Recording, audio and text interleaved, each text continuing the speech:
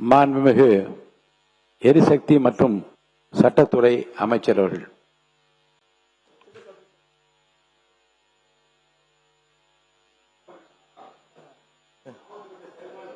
மாண்புமிகு அமைச்சர் அவர்களே.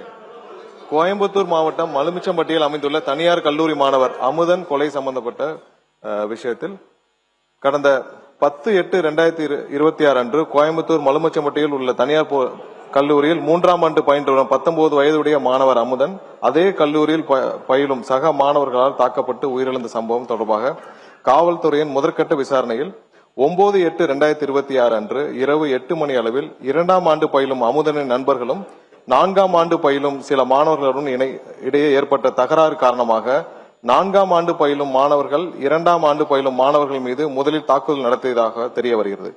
இதனால் ஏற்பட்ட முன்விரோதம் காரணமாக 10/8/2026 அன்று அதிகாலை 1:30 மணி அளவில் அமுதனும் அவரது நண்பர்களும் ஏற்கனவே தகராறில் ஈடுபட்ட 4ஆம் ஆண்டு பயிலும் மாணவர்களை மலுமிச்சம்பட்டியில் தங்கியிருந்த அறைக்கு சென்று தாக்கியுள்ளனர். இதனைத் தொடர்ந்து ஒத்தைக்கால் மண்டபம் பூங்கா நகரில் உள்ள மற்றொரு அறைக்கு சென்று அதிகாலை 5 மணி அளவில் அங்கிருந்த மாணவர்களை தாக்கிவிட்டு கைபேசிகளை எடுத்துக்கொண்டு கார் மற்றும் இருசக்கர வாகனங்கள் தப்பிச் சென்றுள்ளனர். காயமடைந்த மாணவர்கள் தனியார் மருத்துவமனையில் சிகிச்சை பெற்றுள்ளனர். மாண்புமிகு பேரவைத் தலைவர் அவர்களே, மேற்கண்ட தாக்குதலுக்குள்ளான மாணவர்கள் அமுதனையும் அவரது நண்பர்களையும் 10/8/2026 அன்று காலை 8:30 மணி அளவில் வழிமறித்து தாக்கியுள்ளனர். இச்சம்பவத்தில் காயமடைந்த ஒருவர் அங்கிருந்து தப்பிச் சென்ற நிலையில் மேற்படி மாணவர்கள் அமுதனை தொடர்ந்து தாக்கிவிட்டு அவரை சுமார் 10:30 மணி அளவில் இருசக்கர வாகனத்தில் அழைத்துச் சென்று மலுமிச்சம்பட்டியில் உள்ள அமுதனின் நண்பரின் அறையில் விட்டு சென்றுள்ளனர். சுமார் மதியம் 3 மணி அளவில் அமுதன் மயக்க நிலையில் இருந்ததை கண்டு அவரை தனியார் மருத்துவமனையில் அனுமதிக்கப்பட்ட நிலையில் அவரை பரிசோதித்த மருத்துவர் அவர் ஏற்கனவே இறந்து விட்டதாகவும் தெரிவித்ததோடு காவல்துறைக்கு தகவல் தெரிவித்துள்ளார். அதனைத் தொடர்ந்து அன்றைய தினமே கோயம்புத்தூர் மாவட்டம் செட்டியபாளையம் காவல் நிலையத்தில் பல்வேறு சட்டப்பிரிவுகளின் கீழ் 2 வெவ்வேறு குற்றவியல் வழக்குகள் பதிவு செய்யப்பட்டுள்ளன. பின்னர் அமுதன் இருந்ததை தொடர்ந்து SC/ST அதாவது வன்கொடுமை தடுப்பு சட்ட பிரிவு இவ்வழக்கில் சேர்க்கப்பட்டுள்ளது. பிரேத பரிசோதனைக்கு பிறகு 11/8/2026 அன்று சுமார் 5 மணி அளவில் அவரது உடல் பெற்றோரிடம் ஒப்படைக்கப்பட்டது.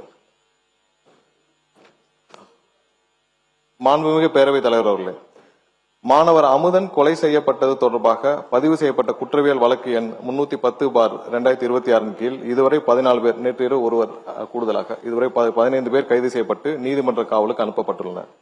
மேலும் அமுதன் உள்ளிட்டோர் சக மாணவர்களை தாக்கியது தொடர்பாக பதிவு செய்யப்பட்ட குற்றவியல் வழக்கு எண் 309/2026 கீழ் 2 பேர் கைது செய்யப்பட்டுள்ளனர். காவல்துறையினரின் தீவிர விசாரணையின் அடிப்படையில் 9/8/2026 அன்று ஏற்பட்ட இரு குழுக்களுக்கிடையிலான பழிவாங்கும் நோக்கிலான தாக்குதலை அமுதனின் மரணத்திற்கு வழிவகுத்ததாக என்று தெரிய வந்துள்ளது.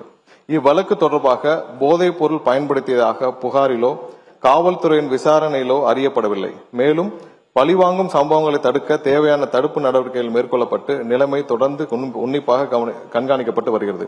மாண்புமிகு முதலமைச்சர் அவர்களின் ஆணைக்கிணங்க மாணவர் அமுதன் இறப்பின் காரணமாக துயரத்தில் இருக்கும் குடும்பத்தினரே மாண்புமிகு சமூக நீதித்துறை அமைச்சர் திரு வன்னியரசு அவர்களும் மற்றும் மாண்புமிகு பிற்படுத்தோர் நலத்துறை அமைச்சர் திரு வி சம்பத்குமார் அவர்களும் 15/8/2026 சனிக்கிழமை என்று நேரில் சந்தித்து ஆறுதல் தெரிவித்தனர்.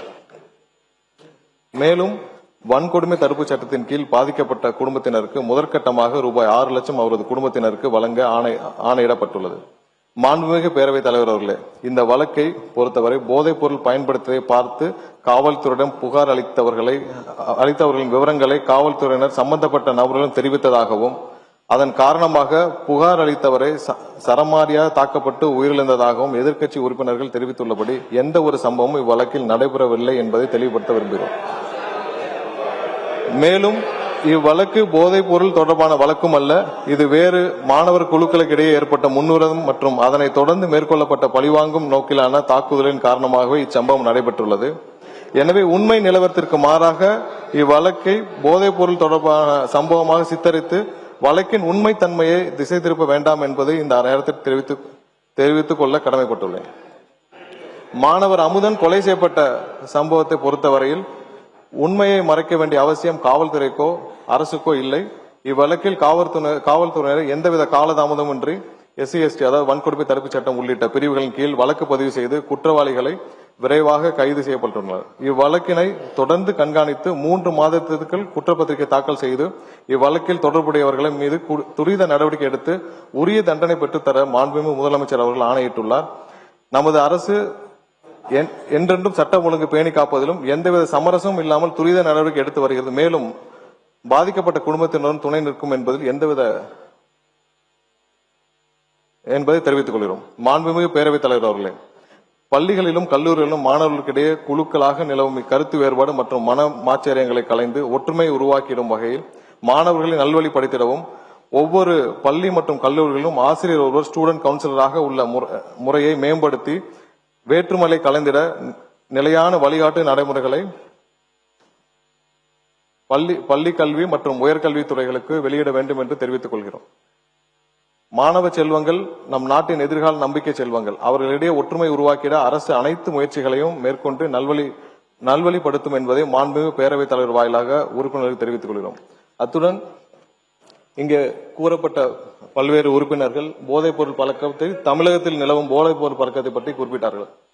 நாம் இங்கேயும் கடந்த 5 ஆண்டுகளாக தமிழகத்தில் நிலவும் போதைப் பொருள் பழக்கத்தை பற்றி நாம் இங்கே அனைவரும் அறிந்த விஷயம்தான். ஏற்கனவே உலக இன்டர்நேஷனல் போதைப் பொருள் கடத்தல் மன்னன் ஜாஃபர் சாதிக் என்ற நபர் டெல்லியில் கைது செய்யப்பட்டார். அவருடனும் அப்போது இருந்த முதல்வர் குடும்பம் முதல் அமைச்சர்கள் வரை அதிகாரிகள் வரை அனைவரும் எவ்வளவு தூரம் தொடர்பில் இருந்தாலும் எல்லாருக்கும் தெரியும்.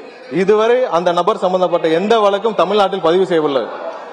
கடந்த 5 ஆண்டுகளில் எல்லா வகையிலும் போதைப் பொருள் கல்லூரியிலிருந்து எல்லா இடங்களிலும் அதிகமாக இருக்கிறது என்பதில் எந்த மாற்று கருத்தும் இல்லை. அதை தடுக்க மாண்புமிகு முதலமைச்சர் அவர்கள் அனைத்து வகையிலும் தேவையான சட்டப்பூர்வ நடவடிக்கைகளும் அனைத்தையும் எடுத்துக் கொண்டிருக்கிறார். நமது அரசின் கொள்கையும் போதைப் பொருள் அனைத்து வகையிலும் கட்டுப்படுத்த வேண்டும் என்பதுதான் முதலமைச்சருடைய முக்கிய கொள்கை. இந்த கடந்த ஆட்சியில் இந்த ஜாஃபர் சாதிக் போன்ற இன்டர்நேஷனல் போதை கடத்தல் மன்னன் எப்படி முதலமைச்சர் குடும்பம் முதல் அனைத்து அமைச்சர்கள் வரை தொடர்பில் இருந்தாரோ அது போன்ற எந்த ஒரு சம்பவமும் இதுமேல் நடக்காமல் தடுப்பதற்கான தேவையான அனைத்து நடவடிக்கைகளையும் முதலமைச்சர் கண்டிப்பாக எடுப்பார் என்பதை உறுதியாக சொல்லிக்கிறோம்.